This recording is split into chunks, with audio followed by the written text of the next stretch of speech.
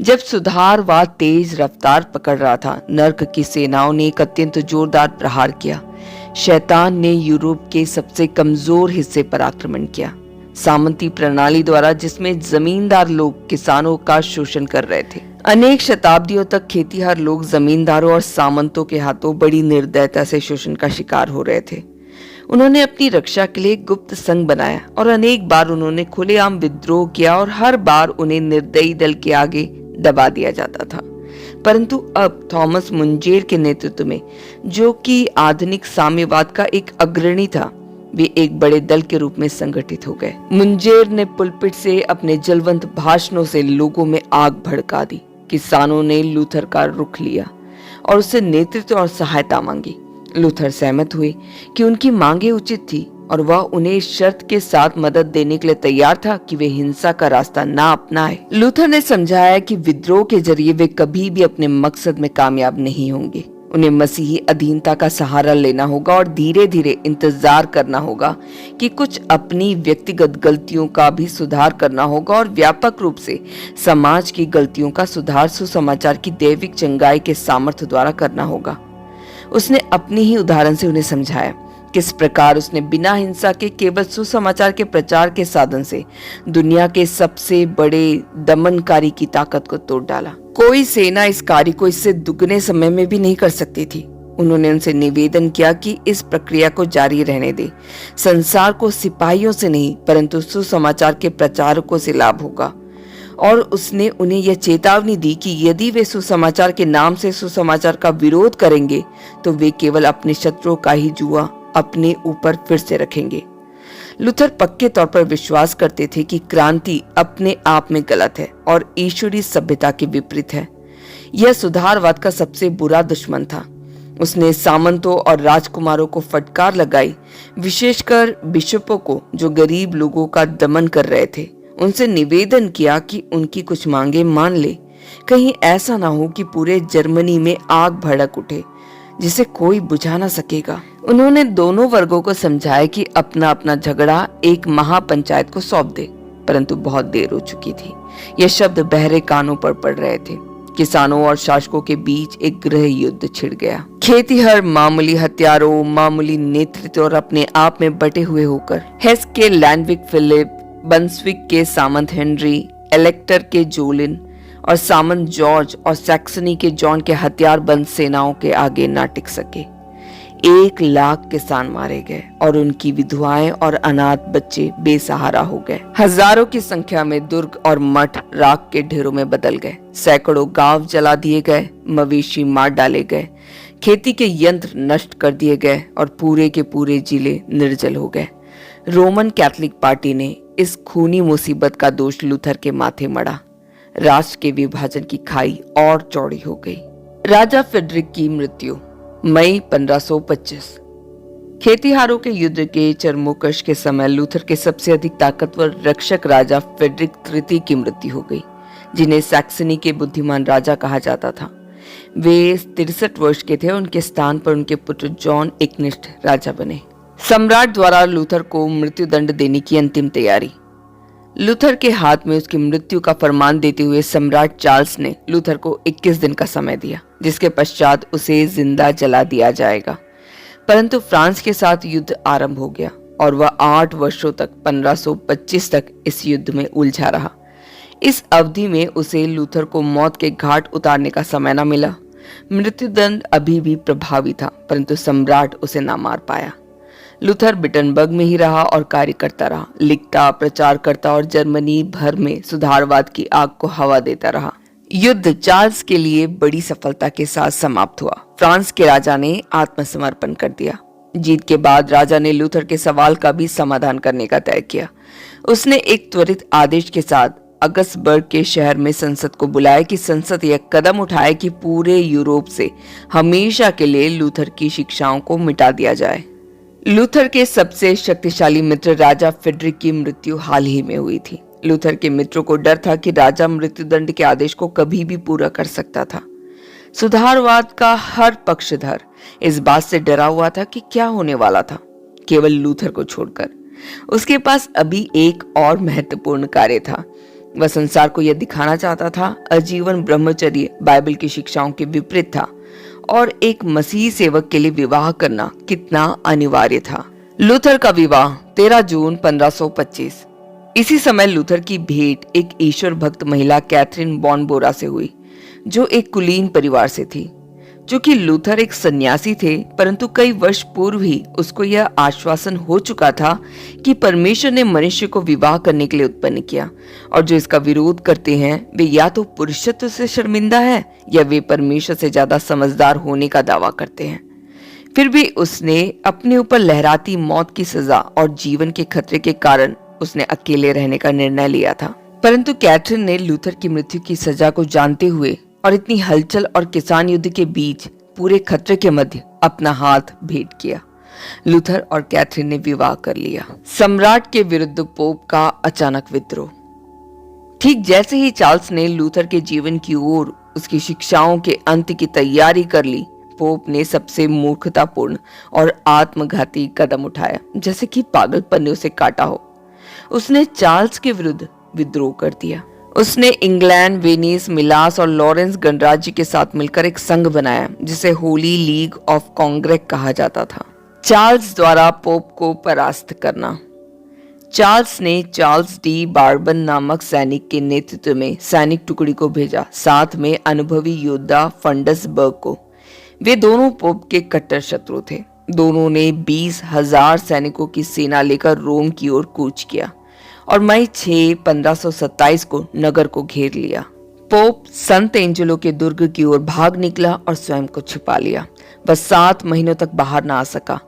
सैनिकों ने, विशेषकर स्पेनी सैनिकों ने, पुराने जमाने की बर्बरता को पीछे छोड़ते हुए नई निर्दयता, क्रोध और वासना का इतिहास रच डाला। 8 दिन तक वे पोप के खजाने, कलीसियाओं, पुस्तकालयों और महलों को लूटते रहे, यहाँ तक कि 1 अरब तक का सोना लूट लिया और यहाँ तक कि संत पत्रस की कब्र और जूलियस द्वितीय के शव को भी नहीं बख्शा और असुरक्षित पुरोहितों, सन्यासियों और ननों के साथ क्रूरता की हद तक व्यवहार किया। यूरोप में राजनीतिक हालात ऐसे बदल गए कि राजा ने लूथर के मृत्युदंड को 3 साल के लिए टाल दिया। लूथर ने तुरंत इस समय का सदुपयोग किया, एक नई कलीसिया को संगठित और उसका निर्माण किया। महान प्रोटेस्ट विरोध 1529। लूथर को दी गई 3 वर्ष की अतिरिक्त अवधि समाप्त हो गई। राजा ने अंत में लूथर की मौत की सजा को क्रियान्वित करने के लिए स्पायर्स में संसद बुलाई और यह भी कि लूथर की शिक्षाओं का भी अंत कर दिया जाए। रोमन कैथोलिक राजा पूरे बल के साथ और इस आशा के साथ आए कि लूथर को जिंदा जलता हुआ देखे। प्रोटेस्टेंट राजाओं को लगा कि मसीह दोबारा पिलातुस के हाथ पकड़वाया गया है। कैथोलिक समर्थक चिल्लाहट के साथ मांग करने लगे कि सुधारवाद को रोका जाए और इसे आगे प्रदेशों में फैलने ना दिया जाए, जहां कैथोलिक लोग बहुसंख्या में थे। इस बात पर प्रोटेस्टेंट युव राजाओं ने यह घोषणा किया कि वे लोगों के विवेक पर किसी भी प्रकार का प्रतिबंध स्वीकार नहीं करेंगे और लोगों को अपने विश्वास के चुनाव की और अपने विश्वास के प्रचार की स्वतंत्रता होनी चाहिए। सम्राट ने कैथोलिक राजाओं का पक्ष लिया और प्रोटेस्टेंट सदस्यों पर दबाव डाला कि वे भी अधीन हो जाए। प्रोटेस्टेंट राजा तुरंत ही पास के एक कक्ष में उत्तर तैयार करने के लिए जमा हो गए। वे एक लिखित कथन के साथ बाहर आए और उसे संसद में पढ़कर सुना दिया। हम अपने विवेक पर किसी भी प्रकार के प्रतिबंध को स्वीकार नहीं कर सकते। हमारा विवेक हमारी सर्वाधिक पवित्र संपत्ति है। हम विश्वास करते हैं कि बाइबल परमेश्वर का वचन है और केवल वही सत्य और मानक है। हम संसद द्वारा पारित किसी कानून का पालन नहीं करेंगे जो परमेश्वर के वचन और बाइबल के विरुद्ध है, क्योंकि यह हमारे प्रभु यीशु और उसके पवित्र वचन का इनकार करना होगा और इस प्रकार उसे यह कारण और अवसर देना कि वह अपने पिता के सम्मुख हमारा इनकार करे, जिस प्रकार उसने चेतावनी दी है। स्पायर का विरोध लूथर के वॉक्स के विरोध का नवीकरण था। एक साधु द्वारा आरंभ किया गया विरोध अब युवराजों और साम्राज्य के अग्रणी शहरों के जनप्रतिनिधियों का विरोध बन गया, जो कि अब पहली बार एक संगठित दल के रूप में प्रकट हुए थे। यह परमेश्वर के वचन से जुड़े विवेक द्वारा तानाशाही अधिकार के विरुद्ध विरोध था। अपील को नहीं माना गया। सम्राट, जिसने बाद में तुरंत पोप के साथ मेल मिलाप कर लिया और फ्रांस के राजा के साथ संधि कर ली और पियाजेंसा में प्रोटेस्टेंट राज्यों के प्रतिनिधियों के शिष्टमंडल की बात सुनने से इनकार कर दिया और कुछ समय तक उन्हें कैद में कर दिया। इस विरोध और अपील के समय में लूथर को एक भले कारण से प्रोटेस्टेंट कहा जाने लगा। यदि हम रोम के प्रति उनके स्वभाव को देखें तो वह आज तक वैसा ही है। यह हर युग की कलीसिया की जिम्मेदारी है कि पाप, चूक, भ्रष्टाचार, तानाशाही और हर प्रकार के अधर्म का विरोध करे। लूथर के अंतिम दिन। स्पायर की संसद के सत्र के बाद लूथर 16 वर्ष तक जीवित रहे, बाइबल अनुवाद पर काम करते रहे। उनके जीवन का महानतम कार्य प्रचार, शिक्षण और लेखन रहा, परंतु उनकी शारीरिक शक्ति कमजोर होती गई, उनकी शारीरिक तकलीफें बढ़ गई। उन्हें अक्सर शिथिलता की शिकायत रहती थी और अपनी अत्यंत कठिन सेवा के बाद अब विश्राम की इच्छा थी। अपने जीवन के अंतिम दिनों तक वे सक्रिय रूप से काम करते रहे। 17 फरवरी 1546 को भोर के समय लूथर की मृत्यु हो गई। अपने जीवन की अंतिम घड़ी तक वे लिखते ही रहे। जब समाचार दूर दूर तक फैला, पूरा यूरोप शोक में डूब गया। लूथर को पूरे राजकीय सम्मान के साथ दफनाया गया। यह बात उल्लेखनीय है कि जिस व्यक्ति के जीवन के पीछे पोप, राजा, पुरोहित और हर तरह के कट्टरपंथी पड़े हुए थे, वह अपने ही पलंग पर मृत्यु को प्राप्त हुआ। लूथर अक्सर कहा करते थे कि यदि उसकी मृत्यु ऐसे हुई तो यह पोप के लिए बड़ा अपमान होगा। लूथर ने अपने विषय में कहा, इन 100 वर्षों में ऐसा कोई व्यक्ति नहीं था जैसा कि मैं, जिससे इतनी नफरत की गई। गीथे, जर्मनी के महानतम कवि और साहित्यिक बुद्धिजीवी, जब वे 60 वर्ष के हुए, उन्होंने लिखा, हम आम तौर पर यह बहुत ही कम जानते हैं कि हम लूथर और सुधारवाद के कितने ऋणी हैं। हम आत्मिक संकीर्णता की बेड़ियों से स्वतंत्र हैं।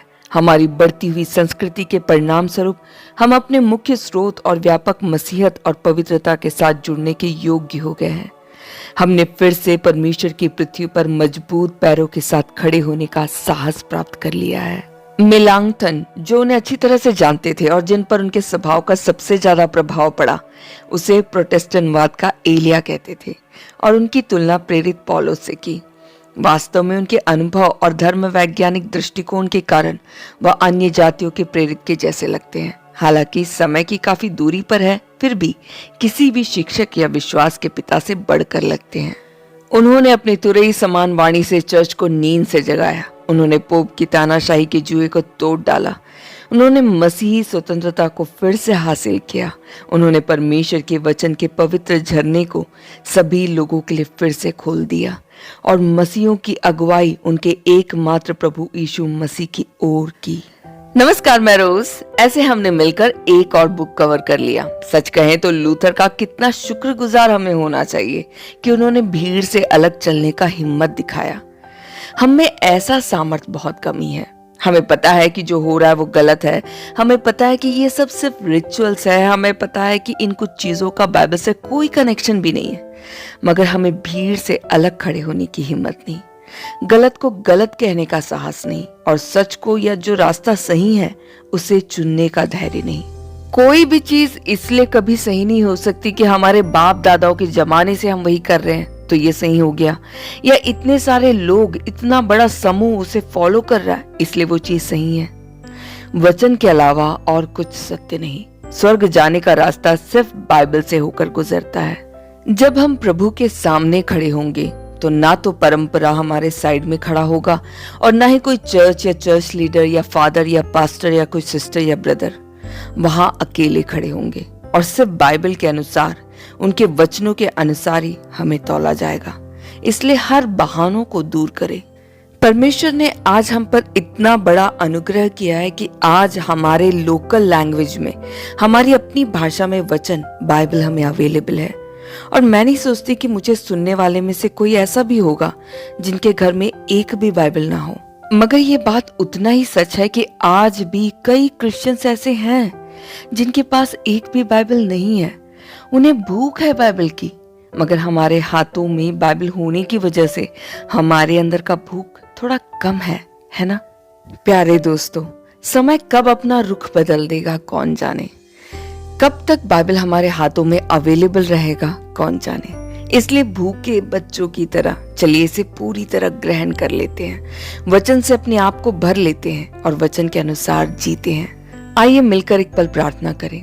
हे हमारे स्वर्गीय पिता, आपका धन्यवाद कि आपने लूथर जैसे कईयों को अपने राज्य के लिए इस्तेमाल किया। हे प्रभु, उन लोगों की मेहनत, उन लोगों का बलिदान व्यर्थ ना जाए। प्रभु हम सभी को अपनी आत्मा का सामर्थ्य दे कि हम बाइबल के अनुसार जी पाए। प्रभु हमें भी अपने राज्य के लिए इस्तेमाल कर कि हम भी दुनिया की रोशनी और नमक बन पाए। प्रभु मैं अपने सारे लिसनर्स के लिए आपको धन्यवाद देती हूँ। सही फैसले लेने में सभी की मदद करें और आप में हमेशा बने रहने में सभी की सहायता करें। सारी महिमा, गौरव, जलाल प्रभु यीशु मसीह के नाम से आप तक ही पहुंचे मेरे पिता। आमीन। चलिए तो फिर नए वीडियो के साथ फिर मुलाकात होगी। आप सभी को तहे दिल से धन्यवाद कि आप लोग मेरे चैनल में बने रहे। आप लोगों ने वीडियोस देखे, मुझे मैसेज करके एनकरेज किया। Thank you so much. आप लोगों के छोटे छोटे मैसेज भी मेरे लिए बहुत वैल्यूएबल है। एक और बात कहनी थी, अगर आप लोग में से कोई मुझसे टेलीग्राम या व्हाट्सएप के थ्रू जुड़ना चाहते हैं तो ग्रुप का लिंक नीचे डिस्क्रिप्शन बॉक्स में, वहां पर आपको मेरे पर्सनल मीटिंग का लिंक भी मिलेगा। अगर आप पर्सनली मसीह में बढ़ना चाहते हैं और बाइबल को और अच्छे से जानना चाहते हैं तो मैं आप लोगों के साथ हूँ। साथ में वचन को पढ़ेंगे और साथ में मसीह में बढ़ेंगे। चलिए तो फिर खूब सारा बाइबल पढ़िए, हंसते मुस्कुराते रहे, मसीह में बढ़ते रहे। प्रभु यीशु मसीह आप सभी को आशीषित करे। धन्यवाद।